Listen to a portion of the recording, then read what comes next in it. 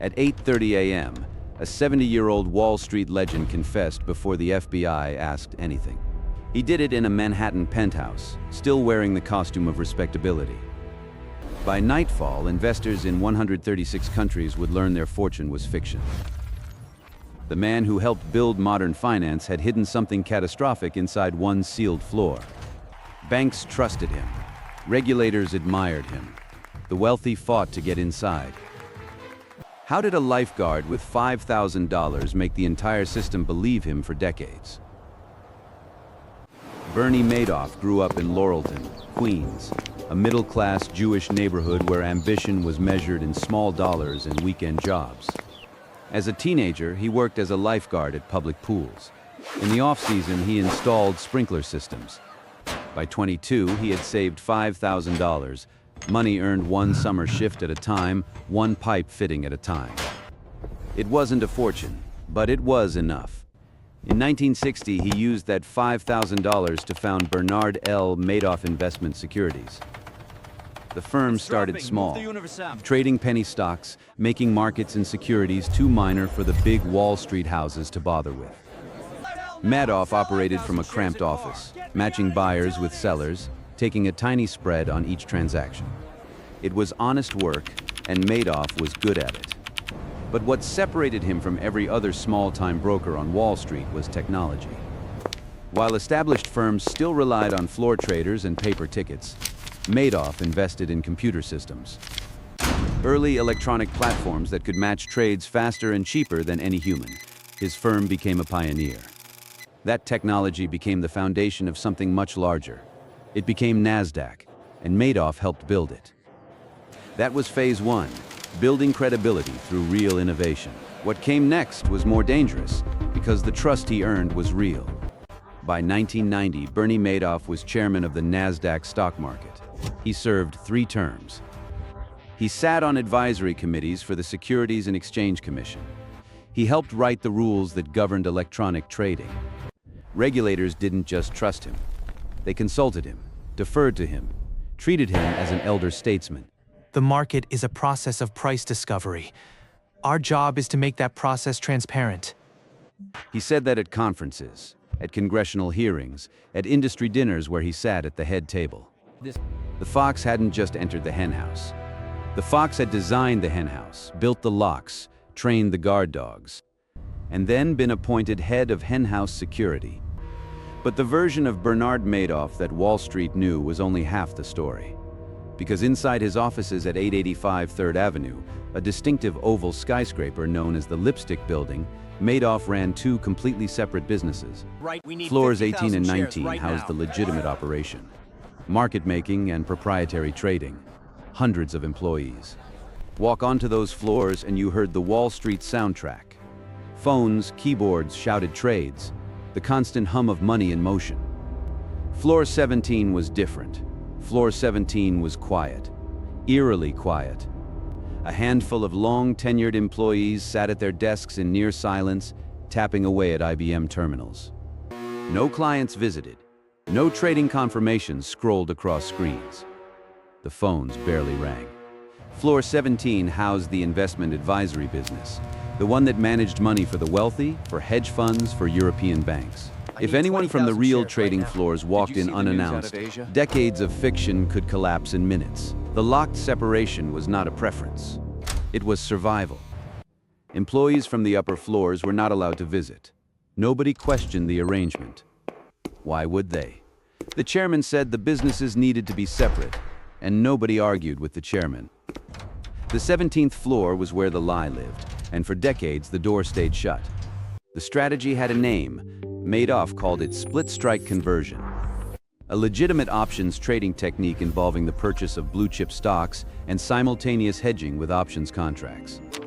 On paper, it was sophisticated enough to sound real and boring enough that most investors didn't probe further.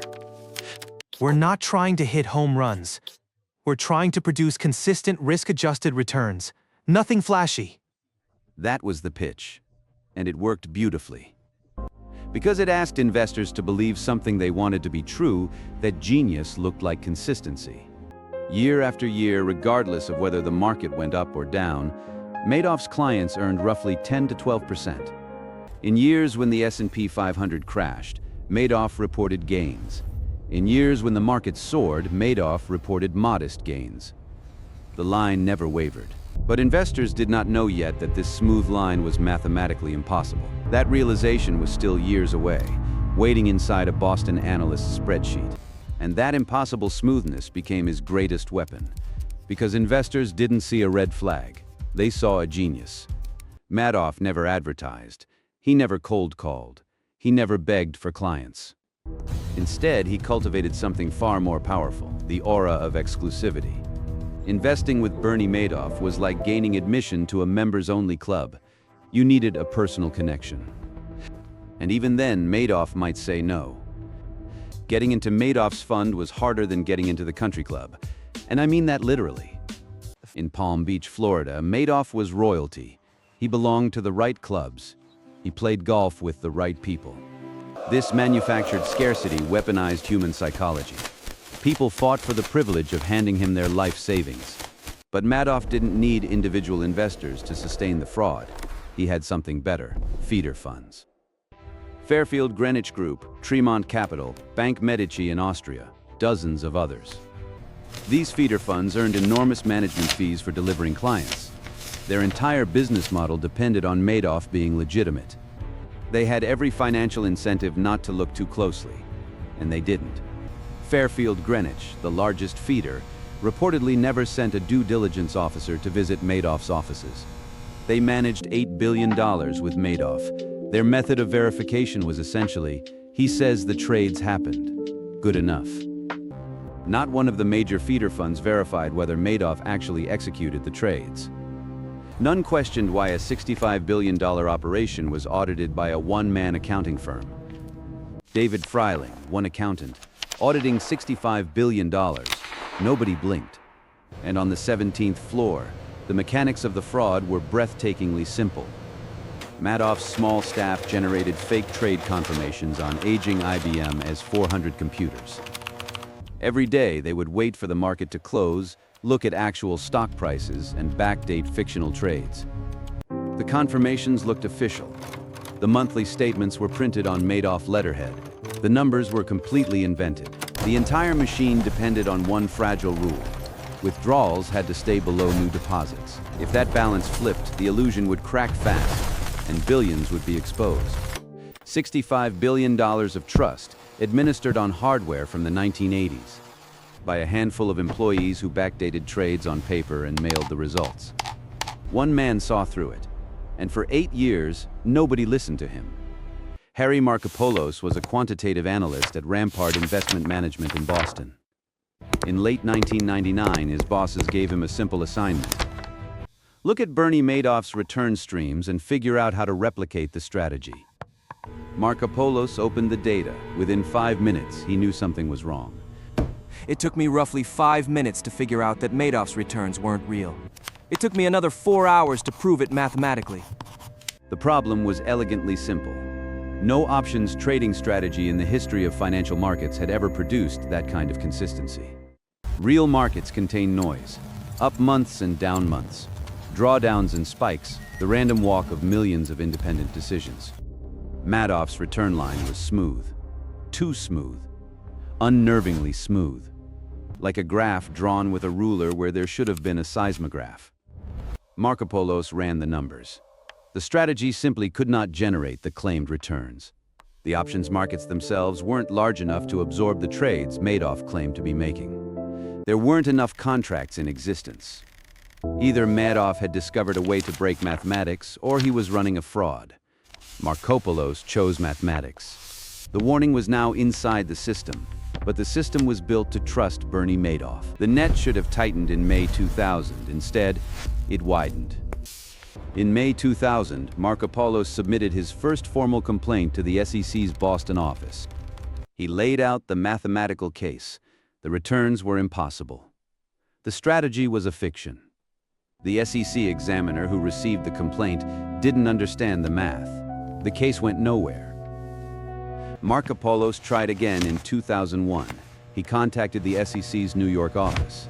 Another dead end. Examiners lacked the quantitative training to evaluate his models. Some didn't know what a split-strike conversion was. Then, in November 2005, Markopolos delivered what should have been the killing blow. A 21-page memorandum titled, "The World's Largest Hedge Fund is a Fraud." It listed 29 red flags. Madoff's auditor was a one-man operation in a suburban office park. Madoff refused clients online access to accounts. The reported trading volumes exceeded the entire capacity of the relevant options markets. I gift-wrapped the largest Ponzi scheme in history and hand-delivered it to the SEC. They didn't even open the box. The SEC did investigate, sort of. They opened an examination in 2006, but focused on whether Madoff was front-running trades, not whether the trades existed at all. The lead examiner, who later admitted she had no experience with options trading, never called the depository trust company. One phone call, one 2-minute verification, would have ended the fraud immediately. The case was closed in 2007. Madoff passed the exam. By then, Madoff had roughly 14 months before the 2008 panic triggered redemption requests he could not meet. That was the final missed chance. What came next would expose everything at once. Markopolos spent the next 2 years convinced Madoff had connections beyond Wall Street, possibly to organized crime. He began carrying a weapon. He installed a security system at his home. He told his wife that if anything ever happened to him, it was connected to Madoff. For 8 years, the man who had proven the greatest financial fraud in history lived in fear. Not of the criminal, but of the system that refused to stop him. And the system would keep refusing until something much larger forced the truth to the surface. On September 15, 2008, Lehman Brothers filed for the largest bankruptcy in American history. The global financial system began to unravel. Credit markets froze. Stock indices cratered. Trillions evaporated. Madoff's investors, like investors everywhere, panicked. The phone calls started coming in. First a trickle, then a flood. Clients wanted their money back. In November and December 2008 alone, clients requested $7 billion in withdrawals. Madoff had approximately $250 million in JP Morgan Chase account number 703. He had days, not months, before the next redemption request exposed the empty account. Each withdrawal meant another investor paid, and another lie he could no longer finance. The math was terminal. For nearly half a century, Madoff had sustained the fraud by using new deposits to pay old withdrawals, the classic Ponzi mechanic. As long as more money flowed in than flowed out, the illusion held. But when the entire financial world tried to pull its money at once, there was nothing left to redistribute. Listen, everything is fine. The returns are solid. There is absolutely no need to panic. He said that to clients as late as November 2008. He said it knowing there was no portfolio, no returns, no holdings. Just a bank account with $250 million standing between him and the collapse of a $65 billion lie. On the evening of December 10, 2008, Madoff asked his sons to come to his apartment. Mark and Andrew arrived. Ruth was not present. He told them the firm was winding down. He wanted to distribute hundreds of millions in employee bonuses. His sons pushed back. Where was the money coming from? The market was in free fall. Madoff broke. It's all just one big lie, the investment advisory business. It's basically a giant Ponzi scheme, and it has been for years. Mark and Andrew Madoff stared at their father. The man who had built their entire world, their careers, their wealth, their social standing, had just told them it was all fiction. They left the apartment. Where are you? They We called are their losing lawyer, time. Martin Meet me Flumenbaum. at the drop-off. Flumenbaum told them they had a legal obligation to report. No alternative, no negotiation, no delay. The sons had just made the only call that mattered that night. By morning, the private confession would become a federal case. The sons called the FBI. The next morning, December 11, 2008, approximately 8:30 a.m., FBI Special Agent B.J. Kang and a colleague arrived at the penthouse at 133 East 64th Street. Madoff answered the door in his bathrobe. "Mr. Madoff, is there an innocent explanation for what your sons have reported?" No. There is no innocent explanation. He was handcuffed in his living room. Behind him, art worth millions hung on the walls. Art purchased with money that belonged to 37,000 people, who didn't know yet that their savings were gone. The largest financial fraud in history was over. It had not ended with a dramatic raid. It had not ended with a chase. It had ended with a doorbell, a bathrobe, and 7 words. There is no innocent explanation. But the damage, the real human damage, was just beginning. The numbers came first, then the names. 37,000 accounts across 136 countries. The scope of Madoff's fraud reached into every corner of the global financial system. Pension funds in the Netherlands, banks in Spain, private foundations in the United States, individuals in Japan, Brazil, the United Kingdom. Some victims were wealthy, the kind who could absorb a loss and rebuild, but many were not. Retirees who had placed their entire life savings with Madoff because their advisor told them it was the safest investment in the world. The Elie Wiesel Foundation for Humanity lost its entire endowment of $15.2 million. The foundation that bore the name of a man who survived Auschwitz was bankrupted by a man who golfed in Palm Beach. I am 68 years old. My husband is 70. We lost everything. There is no recovering from this. That statement, read at the sentencing hearing, represented thousands of similar stories. People who would never retire. People who lost their homes. People who trusted a handshake and found nothing behind it. On June 29, 2009, Bernie Madoff stood in a Manhattan federal courtroom. He had pleaded guilty to 11 federal felonies: securities fraud, investment advisor fraud, mail fraud, wire fraud, money laundering, perjury. He addressed the court. He said he was deeply sorry and ashamed. Judge Denny Chin was unmoved. The breach of trust was massive. The message must be sent that Mr. Madoff's crimes were extraordinarily evil. 150 years. The maximum possible sentence. Judge Chin imposed it without hesitation. Behind him, victims in the gallery applauded. The only time applause had been heard in that courtroom in anyone's memory. The sentence closed the courtroom, but the accounting was only beginning. The job of recovering what could be recovered fell to Irving Picard, a court-appointed trustee. Picard's task was staggering: trace the money through decades of fabricated records, identify who got more than they put in, claw it back. He filed more than 1,000 lawsuits. J.P. Morgan Chase alone paid $2.6 billion for failing to report suspicious activity in Madoff's account. Over the years, Picard recovered more than $14.5 billion. Of the $17.5 billion in total principal losses, an 83% recovery rate, unprecedented in financial fraud history. But no amount of recovered money could fix what the regulators had broken. Punishment was only phase 2. Phase 3 asked who kept the lie alive for 16 years. Between 1992 and 2008, the SEC received 6 substantive complaints about Madoff.